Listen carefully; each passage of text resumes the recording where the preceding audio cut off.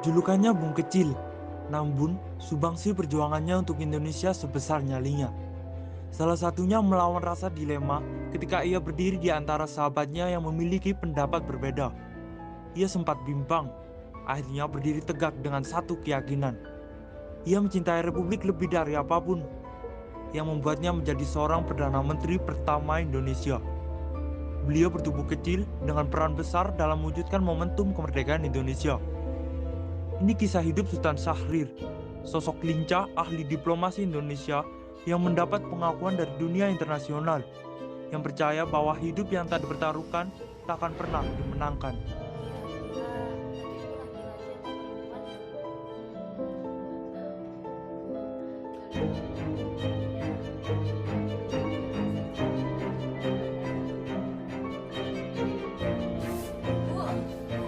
Bapak, Bu, aku panggil kan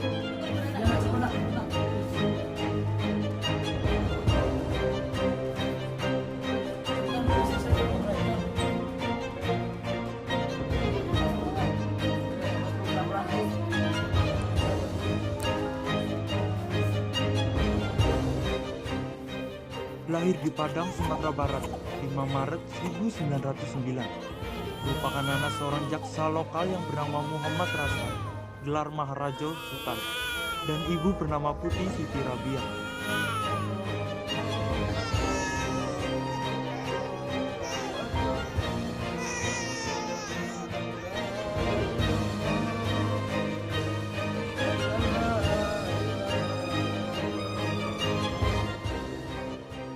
Masa kecil Sultan Syahrir adalah idaman semua anak pribumi. Keluarganya hidup sejahtera membuat Syahrir bisa sekolah terbaik di waktu itu. Semua hobi pun ia jajal, mulai dari main bola, debat, dan juga teater panggung. Syahrir mengenyam pendidikan di ELS dan MULO terbaik di Medan. Kemudian melanjutkan ke AMS tahun 1926.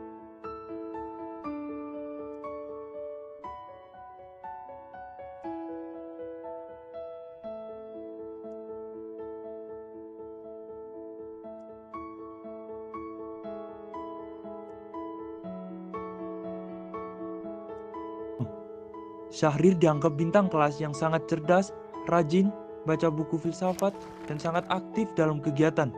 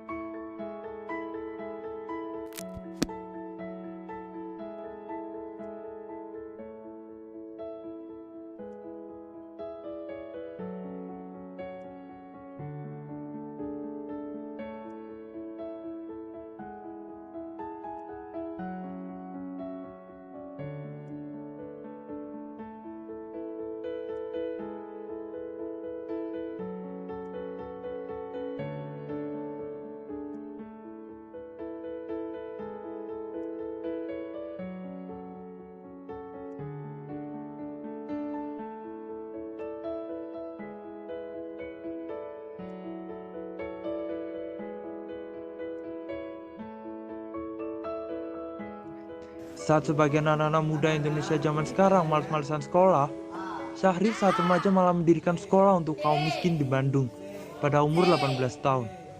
Sekolah rakyat ini dia kasih nama Universitas Rakyat Cahaya.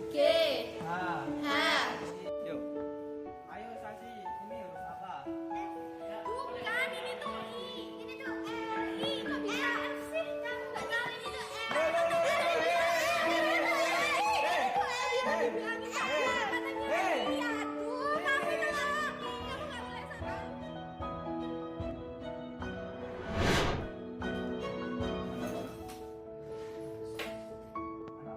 Bintang kelas yang tidak bisa diam itu lalu melanjutkan diskusi dan berdebatnya ke kampus Belanda, belajar ilmu hukum yang mengalir di darahnya.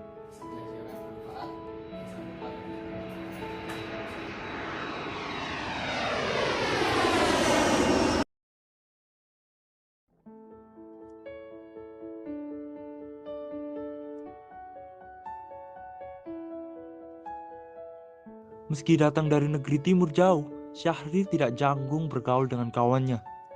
Tapi semua itu berhenti sejenak karena kondisi keuangan keluarganya menurun.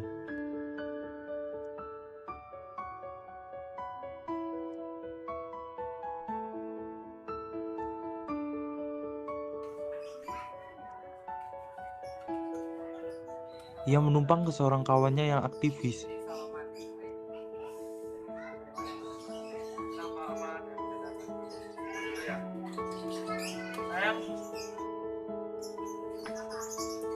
Di sini, ia bertemu dan dekat dengan Maria, istri dari sang kawan.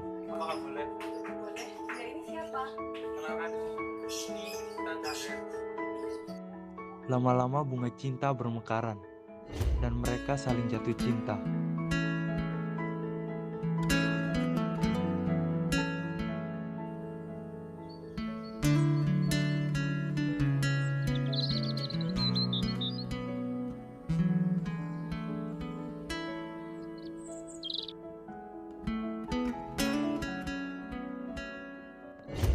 Gerakan Perhimpunan Indonesia di Rotterdam yang saat itu diketuai oleh Muhammad Hatta.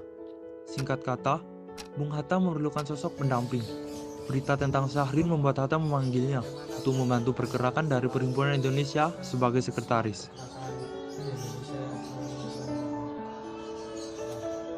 Bagaimana kalau kita sepulang dari Belanda kita akan langsung mempersiapkan untuk kemerdekaan Indonesia dengan cara langsung membuat partai dengan meningkatkan. Ketika pergerakan kemerdekaan Indonesia hampir padam sepenuhnya, pada tahun 1931, Syahrir memutuskan untuk sementara meninggalkan studinya. Dan kisah Maria dengan Sultan Syahrir hanya bertahan sebentar, karena Syahrir harus pulang dan kembali ke Jakarta untuk terjun langsung dalam pergerakan kemerdekaan Indonesia.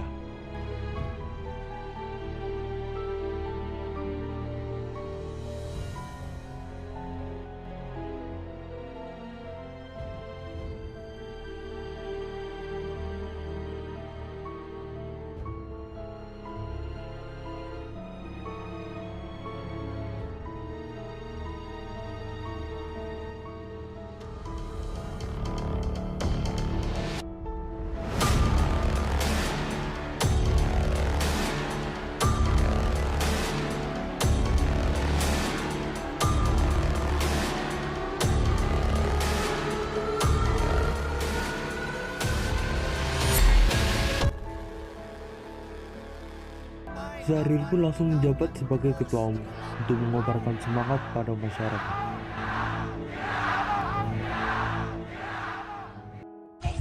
Kepala pemerintahan yang baru menangkapi orang-orang yang terbukti terlibat dalam gerakan pemberontakan. Syahrir pun diasingkan.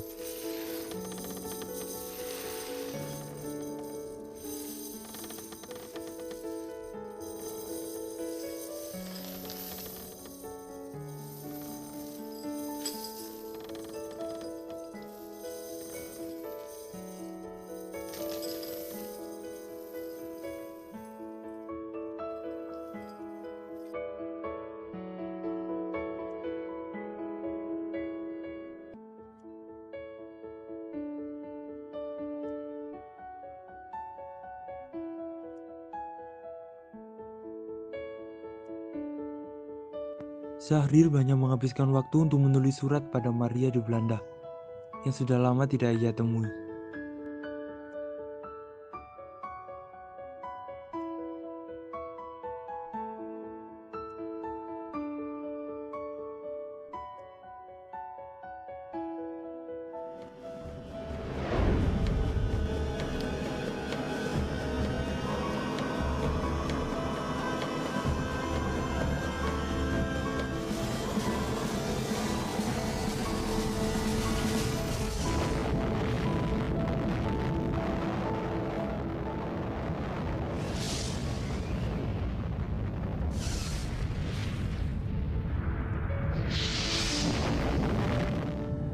Setelah bom atom sekutu menghancurkan Hiroshima dan Nagasaki, analisis Syahrir tentang kekalahan telak Jepang semakin menjadi kenyataan.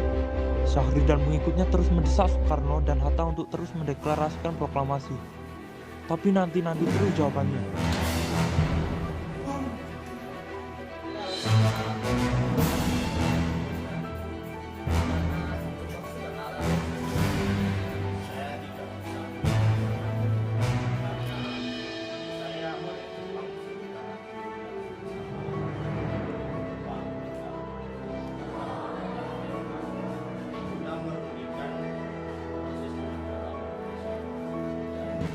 sampai hari yang dijadikan Soekarno akhirnya tiba, 15 Agustus 1945. Itulah yang sejatinya tanggal proklamasi yang direncanakan. Tapi karena kondisi keamanan yang sangat tidak kondusif, Soekarno lagi-lagi menunda kemerdekaan.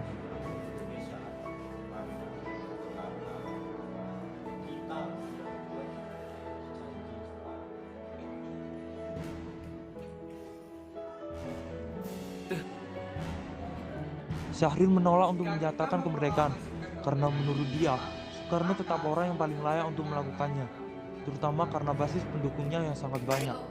Syahrir tetap bersabar agar tidak menimbulkan perpecahan di kalangan sendiri. Anda bisa menjamin keamanan rakyat Indonesia jika Jepang menyatakan perang terhadap Indonesia hanya karena ini. Apakah Anda bisa menjamin? Syahrir tetap bersabar agar tidak menimbulkan perpecahan di kalangan sendiri.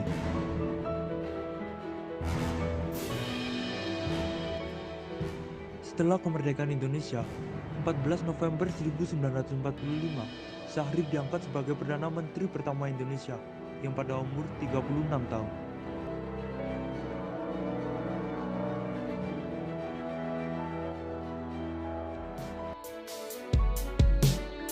Syahrir menikahi sekretarisnya yang bernama Siti Wahyuna Saleh alias Poppy pada tahun 1951.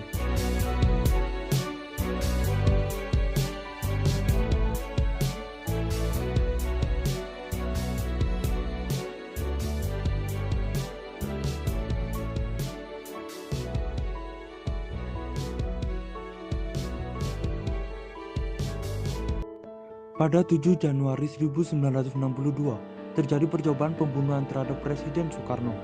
Seseorang melemparkan granat, tetapi Presiden Soekarno selamat.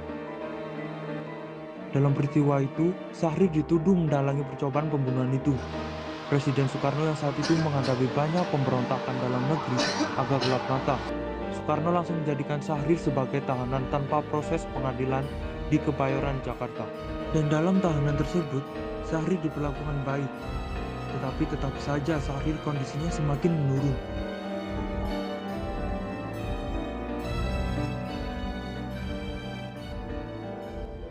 Kemudian Syahrir dibawa ke rumah sakit Swiss, tapi nyatanya Syahrir mengembuskan nafas terakhirnya di sana. Bung Hatta sebagai sosok sahabatnya Syahrir sangat kecewa terhadap Soekarno yang memenjarakan Sultan Syahrir.